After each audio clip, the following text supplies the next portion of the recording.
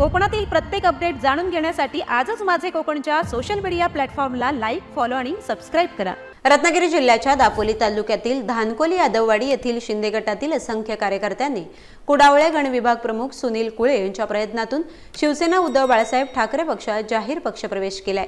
दापोली तालुक्यातील धानकोली यादववाडीतील समीर पागार, सुभाष पागार, मोहन पागार, अजित पागार, अरविंद पागार, राजेश पोखले यांच्यासह असंख्य कार्यकर्त्यांचा शिंदे गटांच्या भूलथापांना कंटाळून दापोली मतदारसंघाचे लोकप्रिय माजी आमदार सन्माननीय संजय कदम यांच्या कार्यप्रणालीवर विश्वास ठेवून शिवसेना उद्धव बाळासाहेब ठाकरे पक्षामध्ये त्यांनी जाहीर पक्षप्रवेश केलाय।